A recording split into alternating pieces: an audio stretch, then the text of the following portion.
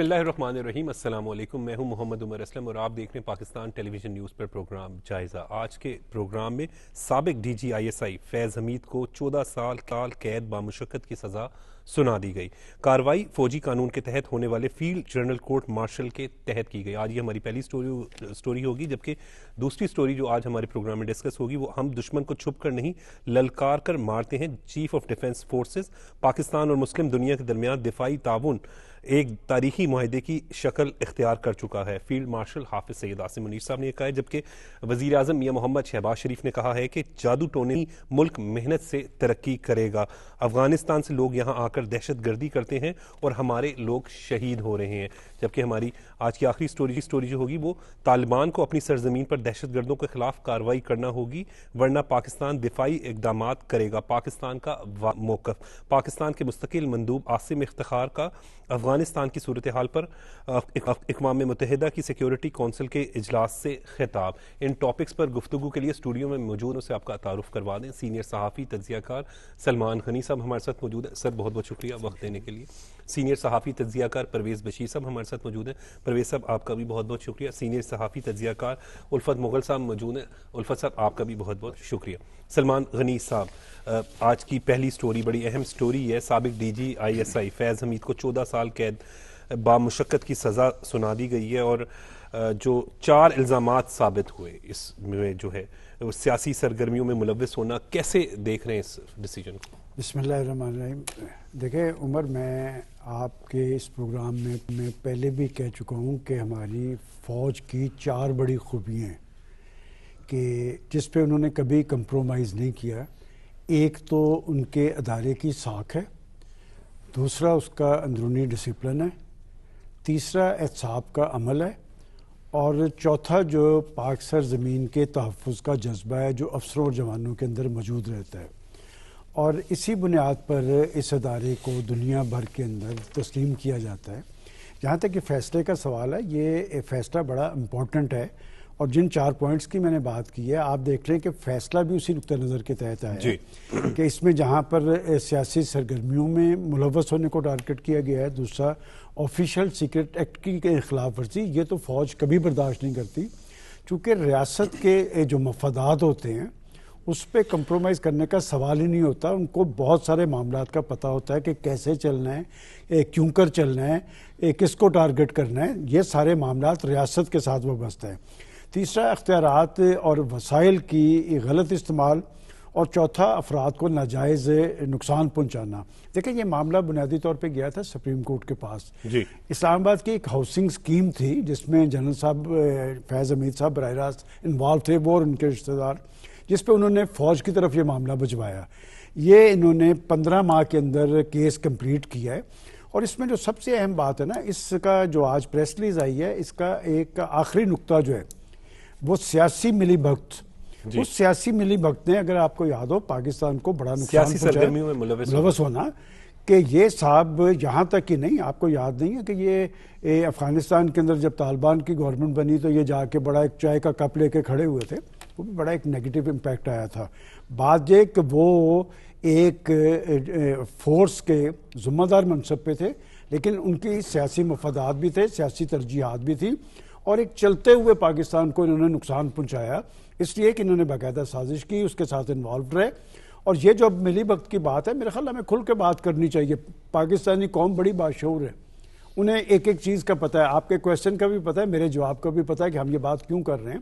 اس لیے کہ اس وقت پاکستان آگے کی طرف بڑھ رہا تھا، نواز شریف صاحب کی ٹانگیں کھینچنا مقصود تھا، اور یہ پتہ تھا دشمن کو کہ جی اس وقت اگر پاکستان کو ہلایا نہ گیا یا پاکستان کو شیٹر نہ کیا گیا تو پاکستان معاشی حوالے سے خود انحصاری کی منزل پہ پہنچے گا۔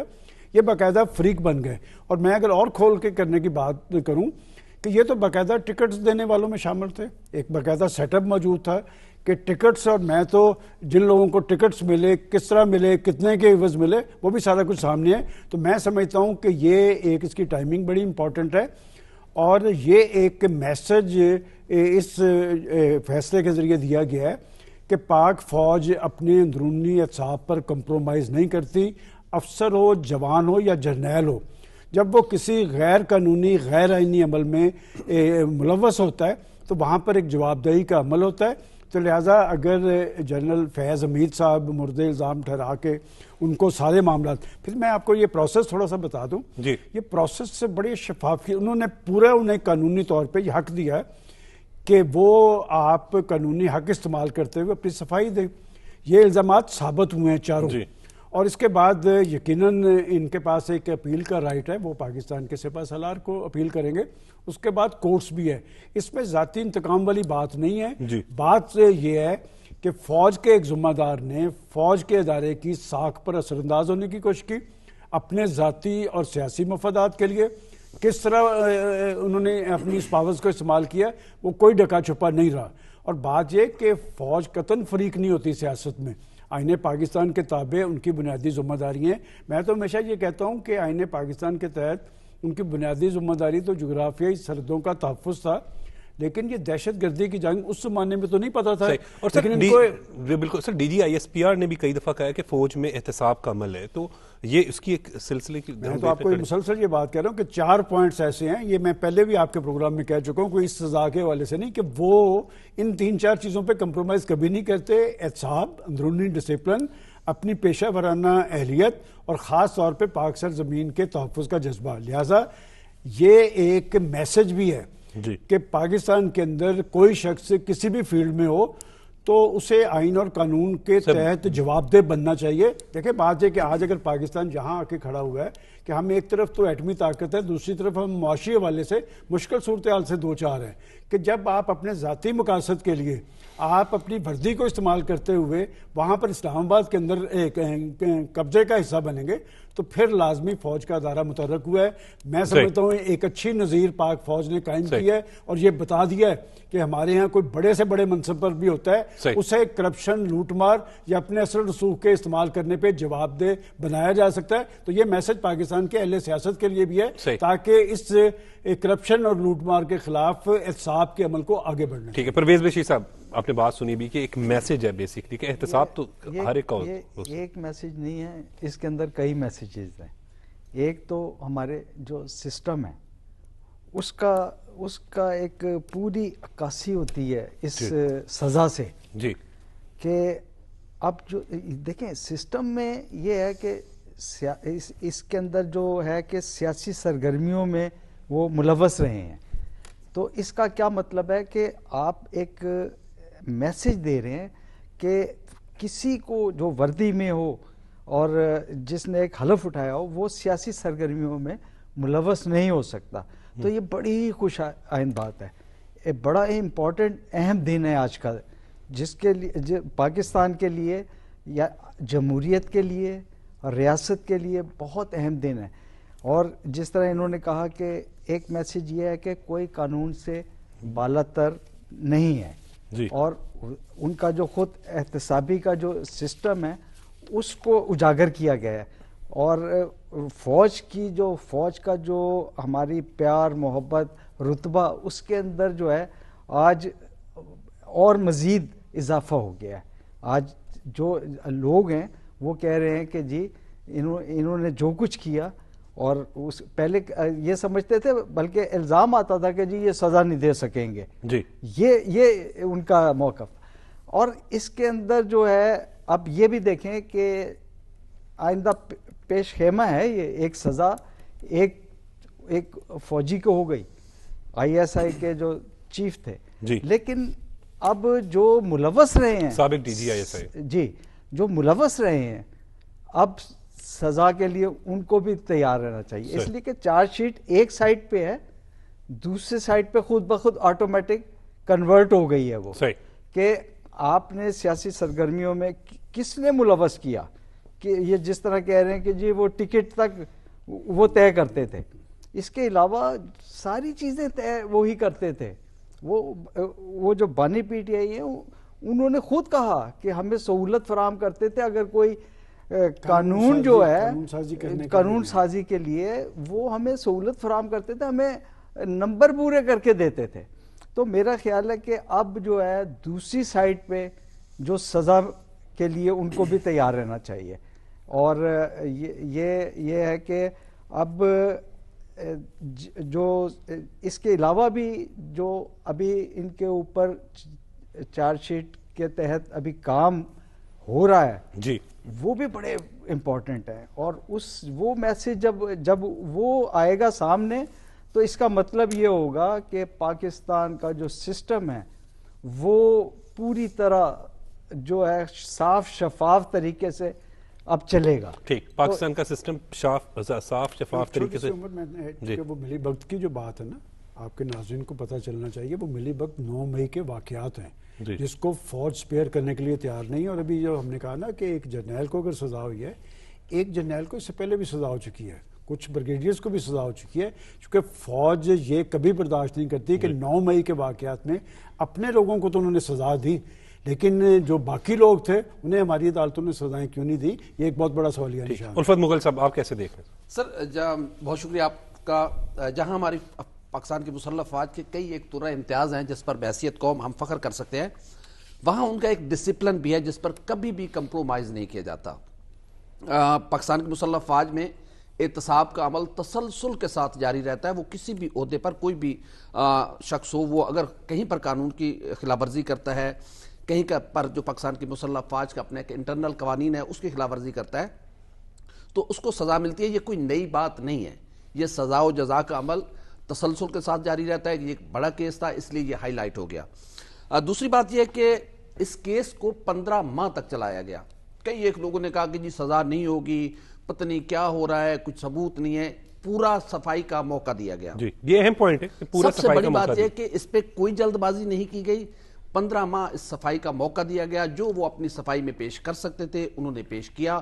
جب ان کے پاس ثبوت نہیں تھے اور ان پر جو الزامات ہیں، یہ 4 الزامات ان پر ثابت ہوئے ہیں. ٹھیک، الفت مغل صاحب آپ کے پاس میں کنٹینیو کروں گا. اس وقت ہمیں مسلم لیگ نون کے سینئر رہنما وفاقی وزیر رانا تنویر حسین صاحب نے جوائن کیا ہے. رانا تنویر حسین صاحب، بہت بہت شکریہ وقت دینے کے لیے.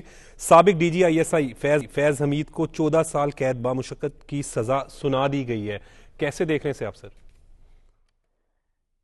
دیکھیں، ایک تو میں سب سے پہلے تو میں اپریشیٹ کرتا ہوں ادارے کے جو سسٹم ہے، کوئی انٹرنل ان کی اکاؤنٹیبلٹی کا مسئلہ جو ہے، ایک سسٹم ہے جو انٹرنل اکاؤنٹیبلٹی ان کی ہوتی ہے افواج پاکستان میں جو ہے، تو اس کا بھی انہوں نے جو عملی مظاہرہ ہوا ہے اس پہ لوگوں کو یقین ہو گیا کہ جو یہ بات کرتے تھے کہ ہماری انٹرنل اکاؤنٹیبلٹی ہے، اس سے لوگوں کو بس بات ہی سنتے تھے. لیکن یہ میرا خیال ہے جو فیصلہ آیا ہے اس کو یہ کنفرم ہو گیا کہ بڑا سخت نظام ہے، ڈسپلن اور اکاؤنٹیبلٹی کا جو نظام ہے فوج کا. باقی بھی اگر اداروں میں ہو تو یقینی طور پہ وہ پرفارم کریں گے جس طرح ہمارا فوج پاکستان میں ہے، ڈسپلن ہے، اکاؤنٹیبلٹی ہے. دوسرا، جہاں تک فیض حمید صاحب کا تعلق ہے، وہ اپنے دور کے میں سمجھتا ہوں جس طرح معاملات چل رہے تھے، پولیٹیکل انجینئرنگ، پولیٹیکل وکٹمائزیشن، وہ تو ایک اپنی سائڈ پہ ہے، یا پولیٹیکل ایکٹیویٹی میں جو جس طرح انجینئرنگ ہوتی تھی یا اس کو جس طرح پولیٹیسائز کیا گیا ساری چیزوں کو اپنی حلف کی خلاف ورزی کی. ساتھ ہی ساتھ جو انہوں نے فائنانشیل سائڈ پہ لوگوں کو جو ان پہ الزامات تھے، جس طرح لوگوں کو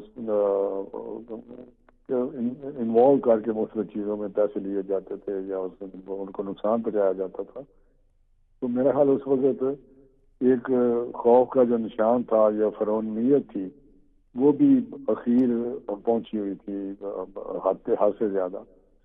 تو یہ تو اللہ کا نظام ہے، آج اس پکڑ میں آئے ہوئے ہیں اور میں سمجھتا ہوں کہ اس سے فیوچر میں اچھا امپیکٹ آئے گا. اور باقی جو لوگ سارے پروسیس میں انوالو رہے ہیں ان پہ بھی ایکشن ہونا چاہیے.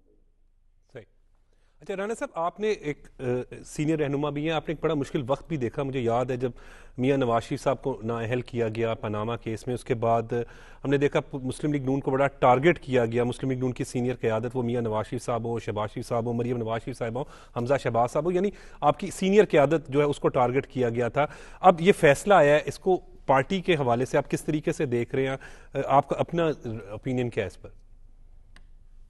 دیکھیے، میں سمجھتا ہوں کہ مقافات عمل سمجھ لیں، جس طرح ہمارے ساتھ ہوا، جس طرح ہماری سینئر قیادت کے ساتھ ہوا، اور بیس لیس اور جھوٹے الزام پہ پاناما ایک بڑا سمجھ لیں کہ ریڈیکولس قسم کا تھا ایک پروسیس جس میں نااہل کیا گیا اور پھر بعد میں جس طرح جیلوں میں ڈالا گیا، شہباز صاحب جس طرح عدالتوں میں گھسیٹے جاتے رہے، تو وہ ساری چیزیں آپ کے سامنے ہیں.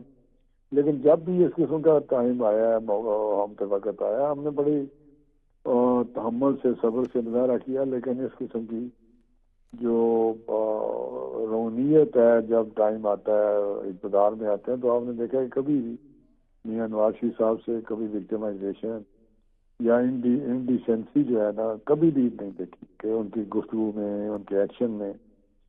تو اس وقت جو تھے معاملات ہم نے بڑے صبر سے کیے، اور آج دیکھیں جو حالات ہیں وہ بھی آپ کے سامنے ہیں کہ ایک اللہ تعالیٰ کا نظام ہے اپنا جس پہ ہمیں ہمیشہ تقویٰ رہتا ہے.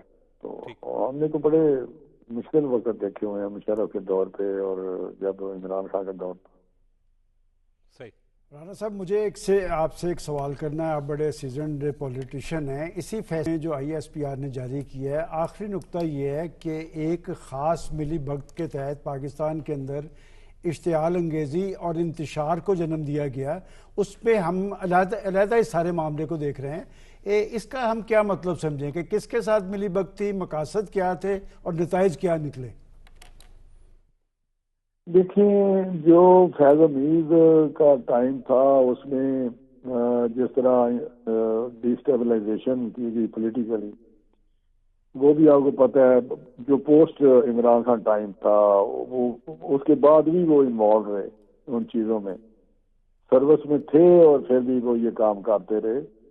جب PTI کی گورنمنٹ یا پرائم منسٹر جو تھا عظمت بعد پہ نکل گئے، تو یہ چیزیں اس وقت کیا ہے کہ جو اشتعال انگیزی کی بات کرتے ہیں یا ڈیسٹیبلائزیشن کی بات کرتے ہیں، تو میں تو یہی سمجھا ہوں کہ ان کی ایکٹیویٹی نے سارے سسٹم کو بعد میں جو پوسٹ عمران خان کا ٹائم تھا اس پہ یہ وہ کرتے رہے. اس میں مینیپولیشن، جس طرح 9 مئی کا واقعہ ہے جی، تو آرکیٹیکٹ جو مجھے سمجھ آ رہی ہے، میری انڈرسٹینڈنگ ہے کہ آرکیٹیکٹ فیض حمید ہی ہوتے تھے. صحیح، ٹھیک. بہت بہت شکریہ. رانا تنویر حسین صاحب ہمارے ساتھ ٹیلی فون لائن پر موجود تھے، اور بات تو انہوں نے بھی درست کی کہ ایک وقت تھا، بڑے مشکلات بھی تھے. رانا صاحب ان پولیٹیشنز میں ہیں جو ان سارے معاملات کو بڑی گہرائی سے دیکھتے ہیں، اور یہ جو آخری پوائنٹ ہے نا، اس میں یہ فیصلے میں شامل نہیں. انہوں نے کہا کہ ابھی اس کا ہم جائزہ لے رہے ہیں. اور جائزہ کیوں لے رہے ہیں؟ دیکھیں جیسے میں نے پہلے کہا کہ اس سارے معاملے کے اثرات پاکستان کی معیشت پر ہوئے، معاشرت پر ہوئے، سیاست پر ہوئے. اس لیے کہ جب معاملات آگے کی طرف چل رہے ہوں، اور آگے کی طرف معاملات چلانا بڑا مشکل کام ہوتا ہے. دیکھیں IMF ایک وقت تھا کہ IMF ہماری بات نہیں سنتا تھا. کیا کچھ نہیں کیا گیا. IMF نے بات پہ آپ پہ اعتبار کیا، $7 ارب کا آپ کو پروگرام دیا. تو آپ کو جس طرح چلنا پڑ رہا ہے، یہ ساری مشکلات اس وقت کی ذریعے ہیں. اگر وہ اس وقت سٹاپ نہ لگا ہوتا تو آج پتہ نہیں پاکستان کہاں پہنچا. بالکل ٹھیک ہے، بات تو درست کریں. سلمان غنی نے زوم پر جوائن کیا ہے سینئر صحافی تجزیہ کار اظہر جاوید صاحب نے. اظہر صاحب بہت بہت شکریہ وقت دینے کے لیے. سابق DG ISI فیض حمید کو 14 سال قید مشقت کی سزا سنا دی گئی، اور یہ کارروائی بھی جو ہے وہ فوجی قانون کے تحت جو ہے وہ کی گئی ہے. اظہر جاوید صاحب آپ کیا اس پر کمنٹ کریں گے؟ جی بہت شکریہ عمر صاحب. دیکھیے یہ وہ مجھے آج بھی یاد ہے کہ جو سب سے پہلے نام لیا میاں محمد نواز شریف نے جنرل فیض حمید کا، یہاں لنڈن میں ہال اسٹریٹ کلینک کے باہر کھڑے ہو کے جو ان کے سامنے جو ان کی وائف جب بیگم کلثوم نواز بیمار تھی، تو سب سے پہلے انہوں نے اس وقت جنرل فیض کا نام لیا. پھر اس کے بعد وہ یہاں پہ جب بھی بات ہوتی تھی، جب بھی اطلاعات آتی تھی، یہی تھا کہ پیچھے فیض حمید ہے. پھر ایک تقریر میں آپ کو یاد ہوگا نواز شریف صاحب نے کھلی نشاندہی کی تھی کہ اس کے پیچھے کون ہے. تو فیض حمید صاحب جو ہے انہوں نے اپنے پولیٹیکل امبیشن میں، اپنی شوق میں، اپنے پاور کے چکر میں پاکستان کو ناقابل جو تلافی وہ نقصان پہنچایا.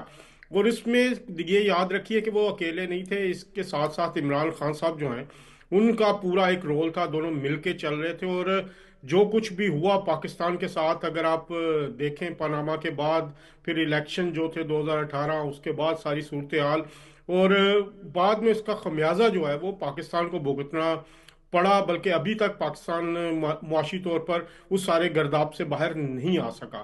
یہ ایک ایسا فیصلہ ہے کہ جو اس چیز کی نشاندہی کرتا ہے کہ پاک فوج نے اپنے اندر احتساب کا جو عمل ہے جو وہ بڑے اسٹرانگلی شروع کیا ہے. اور اب باری سویلین سائڈ کی، اور سویلین سائڈ میں اب جو 9 مئی کے کیسز بھی ہیں، پھر جو ان کی ملی بھگت کے کیسز ہیں، تو میرا خیال ہے اب کہ اب جو اگلی باری عمران خان صاحب کی بھی ہوگی اس معاملات میں، کیونکہ سارے معاملات میں، سارے چیزوں میں، ان ساری چیزوں میں فیض حمید صاحب اور عمران خان صاحب مل کے یہ سارے معاملات کر رہے تھے. یہ سارا چیز اس چیز کی نشاندہی کرتا ہے کہ پاکستان میں سیاسی جو عمل ہے اس کو مضبوط کرنے کے لیے جو ہے وہ اس کے خلاف جو فیض حمید نے کردار ادا کیا ہے ان کو اس کی گناہ کی اس کی سزا ملی ہے. اور جو 14 سال کی ابھی تو سزا ہوئی، ابھی کہہ رہے ہیں کہ مزید کیسز بھی آ رہے ہیں، تو اس سے آئندہ کے لیے بہت سارے معاملات جو ہیں وہ بہتر ہونے کا ہمیں اظہر جاوید امید ہے. صاحب، آپ بات کریں کہ آئندہ کے حوالے سے اگر اس وقت بات کریں تو کل وزیر اعظم یہ محمد شہباز شریف صاحب نے بھی کہا کہ یہ ملک جادو ٹونے سے نہیں ملک سے چلے گا. اور اگر اوور آل دیکھا بھی جائے تو جو سابق D G I S I ہیں، ان سے ایک خاص جماعت تحریک انصاف کو بھی بڑی امیدیں وابستہ تھیں. دیکھیے جی، امیدیں کیا، ساری محور ہی فیض حمید صاحب تھے. آپ پورا الیکشن دیکھ لیں، اس کے بعد جو کچھ حکومت چلتی رہی ہے، جس طرح چلتی رہی ہے، پیچھے جو جادو ٹونے کی بات کرتے ہیں وہ بھی ایک الزام یہ آتا ہے کہ فیض حمید صاحب ان کے ساتھ، محترمہ کے ساتھ مل کے بہت ساری چیزیں مینج کرتے تھے. تو یہ شہباز شریف صاحب جو ہیں ان کا اگر آپ دیکھیں پچھلے 2-3 سال میں جتنی انہوں نے محنت کی ہے ایک ڈوبتی ہوئی معیشت کو، جبکہ تحریک انصاف نعرے مار رہی تھی کہ جب ہماری حکومت گئی ہے تو اب دیوالیہ ہو جائے گا، انہوں نے جس طرح اس گرداب سے نکالا اور پھر نکال کے اب اس وقت آپ ٹیک آف کر چکی ہے آپ کی معیشت، آپ کے جو اشاری ہیں وہ مثبت ہو گئے ہیں، آپ کی سٹاک ایکسچینج 1,70,000 سے اوپر چلی گئی ہے. تمام ملک دنیا بھر کے آپ سے بات کرنا چاہتے ہیں، ملنا چاہتے ہیں. اور اس وقت پاکستان کی جو ایک حیثیت ہے، اور خاص طور پر مارکہ حق آپریشن بنیان المرصوص کے بعد سے لے کے فیلڈ مارشل کی قیادت میں جو پاک فوج نے پاکستان کا نام وہ پوری دنیا میں روشن کیا، تو اس سارے معاملات میں فیض حمید صاحب کی جو خواہشات تھیں وہ اس کے برعکس ہوا. وہ تو ایک اس ملک کو اپنے قبضے میں لینا چاہتے تھے عمران خان کے ساتھ مل کے. میرا خیال ہے یہ ساری چیزیں اب پازیٹیو ہیں. اس طرح کی جو چھوٹی موٹی سیاسی چپکلشیں چل رہی ہیں اور تحریک انصاف کے اندر بھی اتنی گروپنگ ہو چکی ہے، اور عمران خان صاحب جو اپنے تمام فیصلے آج تک ان کے ناکام ہوئے اور آخری حربے کے طور پر انہوں نے جو انتشار پھیلانے کی کوشش کی کے پی کے کی گورنمنٹ کو استعمال کر کے، 26 نومبر کا واقعہ بھی آپ کے ذہن میں ہوگا، آپ کے سامنے ہوگا. تو میرا خیال ہے آپ تشدد کی سیاست اور بہت ساری چیزیں جو ہیں وہ مزید کلیئر ہوں گی، اور آنے والے دنوں میں اسی طرح کے 1-2 کیسز کا اور فیصلہ ہوگا تو سیاسی لوگ جو اس میں ملوث تھے ان کو بھی ان کے کیے کی سزا ملے گی. صحیح، بالکل ٹھیک ہے. پرویز بشیر صاحب، ہم دشمن کو چھپ کر نہیں للکار کر مارتے ہیں. Chief of defence forces, Pakistan اور مسلم دنیا کے درمیان دفاعی تعاون ایک تاریخی معاہدے کی شکل اختیار کر چکا ہے. بالکل صحیح کہا انہوں نے کہ ہم جو ہے دشمن کو جو ہے للکار کر مارتے، رات کے اندھیرے میں نہیں، رات کے اندھیرے میں نہیں. انہوں نے ہم پہ حملہ کیا تھا جی، ہم نے فجر کے وقت اور ہم نے اعلان کر کے کہا اور ان کو کہا کہ یہ جو گونج ہے یہ دنیا کو نظر آئے گی، پتہ لگے گی جب ہم جواب دیں گے. اور بالکل ایسا جواب دیا. جواب تو پہلے کہ وہ امریکہ کے پاس معافی مانگ کے ہمیں معافی دلوا، ویسے پہلے دن ہی مل گیا تھا جب ان کے جو طیارے گرائے گئے، اور اس کے بعد پھر جب ہم نے جوابی کارروائی کی تو وہ کیا سما تھا. اور ہماری خوشی کا کیا عالم تھا، آج تک دل سے ہم لوگ کر رہے ہیں، کیا خوشی کا عالم تھا کہ ہم نے ایسا جواب، کرارا جواب دیا کہ دشمن جو ہے وہ اپنے زخم چاٹ رہا ہے ابھی تک، اور ایسے ہی ابھی بڑھ کے مار رہا ہے. اور اس کی ہمت نہیں ہوئی کہ ہم نے جو اس کو جو نقصان پہنچایا، جو ہم نے جواب دیا، اس کا وہ دینے کے اب قابل نہیں رہا کہ ہم پر کوئی مطلب ہم پہ کوئی وار کر سکے. اور دنیا میں جو ہماری جو ہے دفاعی جو حیثیت ہے اس میں اضافہ ہوا. اور آپ نے دیکھا ہوگا کہ امریکہ کا صدر جو ہے بار بار فیلڈ مارشل حافظ سعید آصف منیر صاحب ان کا ذکر کرتے ہیں، ان کو ان کی بات کرتے ہیں اور تعریف کرتے ہیں، اور وہ تعریف کے قابل ہیں. جو انہوں نے کیا وہ ملک کے لیے جو ہے وہ فخر کا باعث بنا. صحیح، بالکل ٹھیک. اور جی الفت مغل، آپ کا اس پر کمنٹ ہے. سر، دنیا ہمیشہ بہادروں کی عزت کرتی ہے، بہادروں کی قدر کرتی ہے، اور ڈونلڈ ٹرمپ ایک سپر پاور کے صدر ہیں، وہ بلا وجہ ہمارا نام تھوڑی لے رہے ہیں فیلڈ مارشل صاحب کا، یقیناً وہ اس کے قابل ہے. انہوں نے جس تحمل کے ساتھ، یہ بھی ایک بہت بڑی بات ہے، اور میں اپنی مسلح افواج کے سربراہ کو میں بہت فخر کرتا ہوں کہ بڑا ہم نے تحمل کا مظاہرہ کیا. پوری پاکستان کی مسلح افواج، انہوں نے بڑے تحمل کا مظاہرہ کیا. انڈیا نے جو پہلے حرکتیں کی، ڈرون حملے کیے، پھر جب ہماری طرف سے کہا گیا کہ اب ہمارا جواب دنیا دیکھے گی، تو ہم یہ نہیں کہا نہیں ہے کہ ہمارا دنیا دیکھے گی، بلکہ ہم نے دنیا کو دکھایا. اور اب ایک اور بھی پیغام ہے کہ اگر انڈیا کوئی اوچھی حرکت کرے گا، کسی قسم کی در اندازی کرنے کی کوشش کرے گا، تو پھر پہلے سے کہیں بھرپور جواب ہوگا، اور شاید انڈیا اس کو برداشت نہیں کر پائے گا. یہ واضح پیغام ہمارے فیلڈ مارشل صاحب دے چکے ہیں، اور یہ ہے بھی. اور پوری پاکستان کی مسلح افواج کے پیچھے اپنی پوری قوم کھڑی ہوئی ہے، اور بہادروں کی ہی دنیا میں عزت کی جاتی ہے. بالکل ٹھیک ہے سر. طالبان کو اپنی سرزمین پر دہشت گردوں کے خلاف کارروائی کرنا ہوگی سر، ورنہ پاکستان. میں اس پہ پہلے کمنٹ نہ کروں، پلیز کر دیں. اس لیے کہ پاکستان نے ایک نئی ٹرم متعارف کروائی تھی. آپ کو یاد ہوگا کہ جب اس نے پہلگام واقعے پہ پاکستان پہ الزام تراشی کی، تو پاکستان نے کہا کہ ہماری پالیسی دفاعی ہوگی، ہم دفاعی انداز اختیار کریں گے. تو بظاہر لگتا تھا کہ شاید کوئی کمزوری کا پہلو ہے. یہ دراصل ایک اعتماد کا نشان تھا اپنی طاقت پر، اپنی قوت پر. اور ویسے بھی اگر آپ پاکستان کی سیاسی تاریخ پر نظر دوڑائیں، جب بھی قوم اتحاد اور یکجہتی کا مظاہرہ کرتے ہوئے اپنی فوج کے پیچھے کھڑی ہوئی ہے نا، تو فتح مبین ملی ہے.